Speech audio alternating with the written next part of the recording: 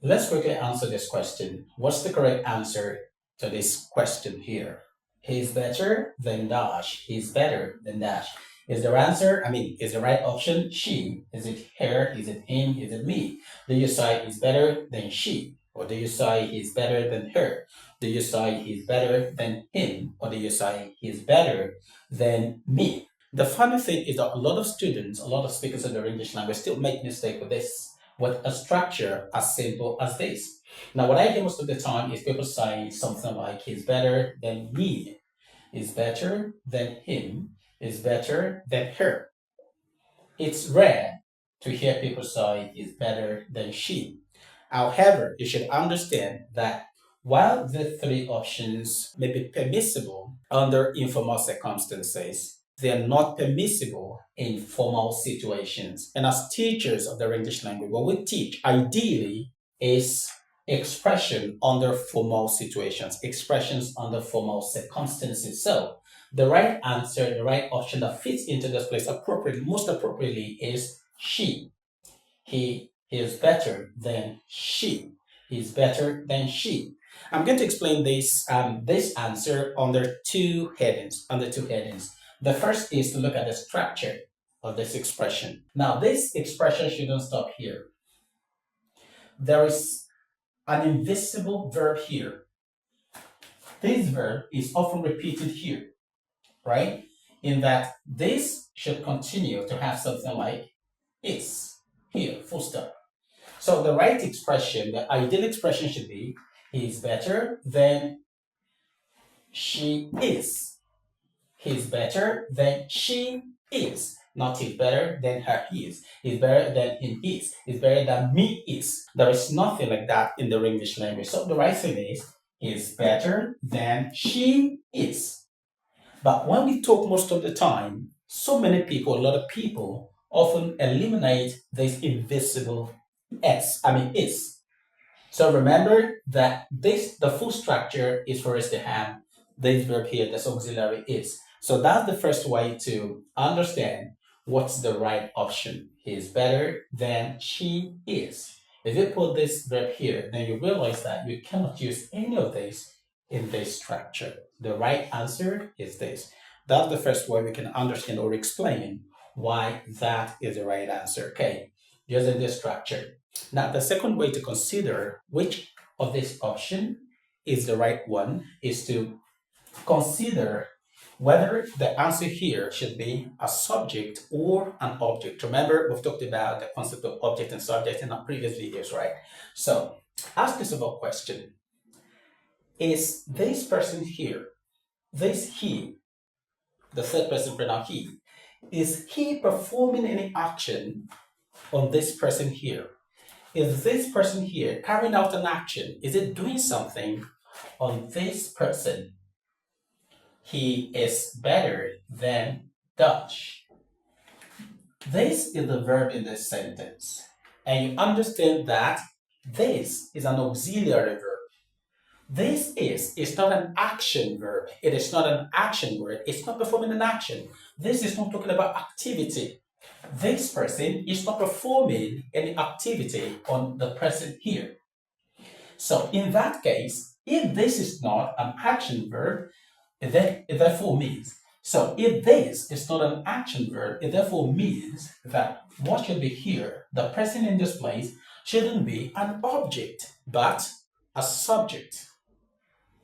The only time we can have this as an object is if the verb here is a main verb. For example, if you have something like he slapped, he kicked, let's say he kicked, dash, he kicked, dash. This is an action verb.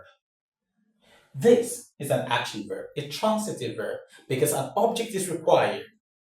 So it would be he kicked her, he kicked him, he kicked me. But of course, you notice that in this very structure, we don't have a main verb here. This is an intensive verb. It's an intensive verb. It refers back to this person. So this structure here is talking about comparison. It's comparing this person to this person. This person isn't doing anything to this person. So because no action is being performed, because no action is performed in this sentence, therefore the answer here, the person being talked about here, the person being referred to in this place should be a subject and not an object. So you come to their options. Which of these options, which of them is a subject? She is at the subject level. She is at the subject level. Her is an object. Of course, remember that we've talked about the concept of object and subject in the second video. I think the second or third, it should be the second video in this series on personal pronouns. Then him is at an objective case, is at objective level. Then me is also objective. So because this is object, it makes the option wrong. Because this is object, it makes it all wrong. Because this is object, it makes it all wrong. Remember, what should be here should be a subject. Therefore, she is the right answer. She's better than she. She's better than she. Not she's better than her. Not he's better than him. Not he's better than me. However, like I said, under informal expression, under informal situations, casual expressions, any of these could be right. But I said before that as teachers of the English language, the ideal thing that we teach is expressions or structures under formal situation, because that is what is acceptable or permissible everywhere in the world. So the right answer is this. And remember to always put the structure in here. It's like a saying, he is better than we are. He is better than we are. So the other subject here will determine what the auxiliary here would be. If the subject is going to be a plural subject, then this will change to are. So we will have this to be, let's say we have us, we have them. Okay, now the answer here will be he's better than we are. Okay, not he's better than us. Is better than we are, or is better than we, full stop. Or you say it's better than we are, not is better than them.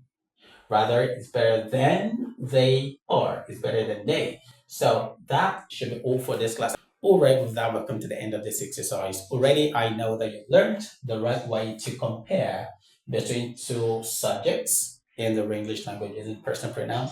And I know that when you have structures like this, you know what the right answer would be. And not just that, I believe that with this explanation, you know how to explain to people why the answer should be what it is and why it shouldn't be what it's not. Thanks a lot for watching to this point. I have to see you in the next video. If you're yet to subscribe to this channel, kindly consider doing that. Also give us a thumbs up.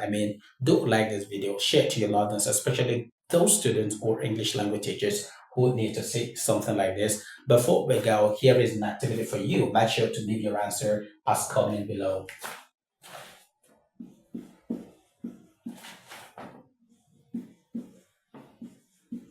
Okay, nice. Okay.